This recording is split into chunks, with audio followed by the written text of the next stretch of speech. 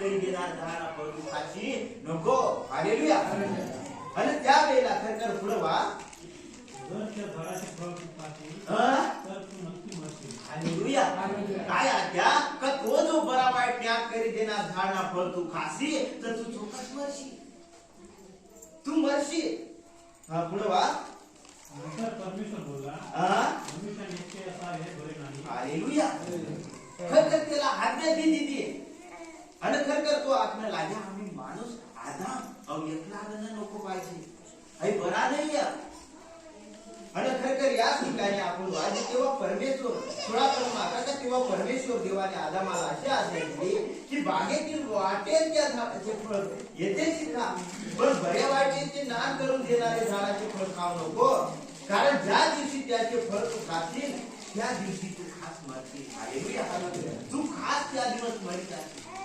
ज्यारे आपण आज्ञा मोडते ज्यारे देवनं ज्या काय आज्ञा पालन ज्या काही शिक्षण देवनं बायबल मध्ये सेवकाद्वारे दिले ज्यारे आपण बायबल मध्ये ज्या आज्ञा मोडेल त्या तेसना ज्यारे आपण आज्ञा पालन करते त्यारे खरखर ज्यारे आज्ञा भंग करते त्यारे परमेश्वरना आणि आपला समज दूर होईल. हालेलुया. काय व्हायचा दूर व्हायचा. आपण वाट मना शरीरासाठी मना हे चांगला कर्या मनासाठी हे चांगला कर्या परंतु आपला नुकसान आपण करेल घेतली. हालेलुया. आणि तो खरखर जो देवताना संबंध तो भी दूर व्हायचा. कधी आपण प्रार्थना करते देवला हात माझी दुखणार खरखर आपला प्रार्थना उत्तर भेटाय नाही कासाठी आपला आणि देवना समान कधीतरी आपण भुलाय गेले कधीतरी देवनी संगना समान आपला सुटीचा आणि याच ठिकाणी त्याप्रमाणे खरखर परमेश्वरला खरखर आदामला त्याचा तू खास मैदा आणि तो खरखर मरेल त्या परंतु तेवरची देवनी स्वतः जो देवना आत्मानी साया देवर लागे आणि ही आत्मानी साया आधार पडली. हालेलुया. आणि म्हणीच ना आपला जो जीवन आपण एक जीवंत झाले जवळ आपण जीवन दिले तो आपला दखाने परंतु तो तुम्हाला मला सहाय्य करेल. हालेलुया. आणि खरखर प्रभा 18 मी त्यासाठी निर्माण केले. हालेलुया. काय का मग देव परमेश्वर देव बोलला मनुष्य एक असावा हे बरे नाही तर त्याच्याची अनुरूप सहाय्यक मी करीन. आणि परमेश्वर देवाने सर्व वन पशु आणि आकाशातील सर्व पक्षी हे मातीच्या घडल्यावर आदामास कोणती नावे देतो हे पाहावे म्हणून त्याचकडे त्याने नेले. तेव्हा आदामाने प्रत्येक जीव प्राण्याला जे नाव दिले ते त्याचे नाव पडले. हालेलुया. आणि त्यावेळेला खरखर मला सायाच्या बनाडसू आणि आदमला बनाड्या आणि खरखर परमेश्वरनं हरेक प्रकारना माटी मरे या जो पशु पक्षी जाता आहे त्या परमेश्वरनं बनाड्या आणि आदमने पुढे खरखर जवळे आणि आदम तेसला नाव देता गया. हालेलुया. को करता कोंबडा या नाव येते त्याला कोंबडा बैल पुढचा घ्यावे तर त्याला बैल खरखर संतान खरखर कुत्ता घ्यावे तर ससा या आखे नाव आदमने त्याला दिले. हालेलुया. काही पृथ्वीवरना जी बी वस्तू या तिला खरखर आदमनं नाव दिलं तर म्हणजे परमेश्वरनं मला एक सहाय्य अशा खरखर परमेश्वरनं कर्या आणि खरखर सगळी काय सत्ता आदमनी हातच्या अंदर परमेश्वरनं सोपली दिली. हालेलुया. आणि खरखर उत्पत्ती तेला दुसरा अध्याय 15 वाची याचा उत्पत्ती 6 अध्याय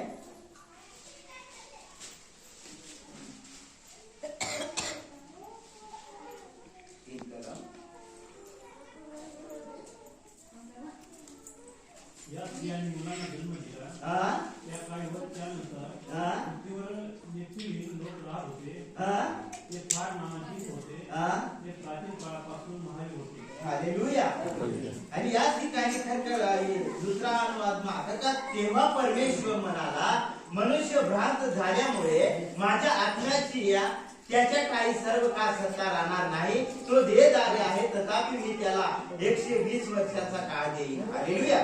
काय आपण 120 वर्षांना काळ देतो कारण का आदामनं जो खरखर तो फळ खायला येदन बाग ने आलं त्यानं भूल करी गेना विरुद्ध मग खरखर देवना खरखर आखेल असेल का खरखर का तो फळ खाशी नको आणि आदामनं तो खाई जा आणि आपण याच ठिकाणी वाचित आहे का खरखर ज्या वेळेला आदामला आज्ञा दिली त्या वेळेला हवा त्यांनी संग नाही केला. हालेलुया.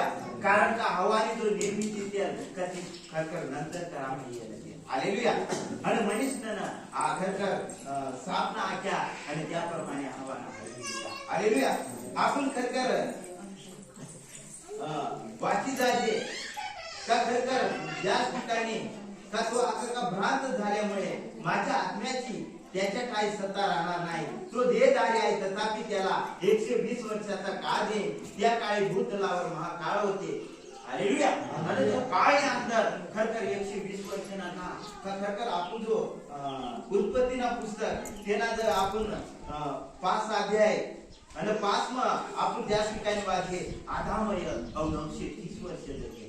हालेलुया. कितला वाची देऊ आपण उत्पत्तीना पुस्तक 5 अध्याय 5 करा.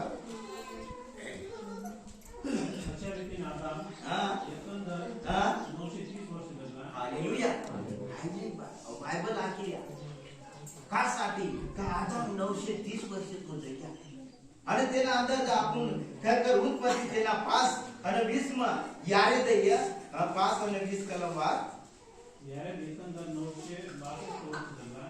कितला 962 यारेद आम्ही कितला या 120 80 कितला माणूस ना आयुष्य घटी या कासाठी का स्वतःना जीवनला माणूस चांगला नाही चालल्या मनुष्यना आयुष्य घटी या.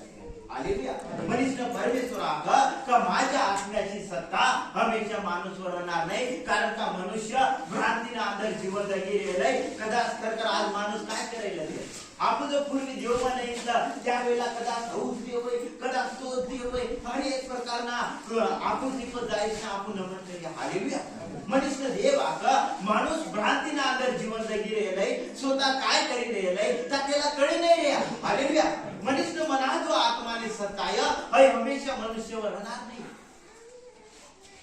आणि खरखर मनुष्य आज माणूस भ्रांतीने अंदर जीवन जगिल्या. परंतु ज्या लोकांना देवला स्वीकार करीदा देवला अधिकताम जीवन जगिलेलं का त्याला माहिती पड्या का जीवता देव कोण आहे. हालेलुया.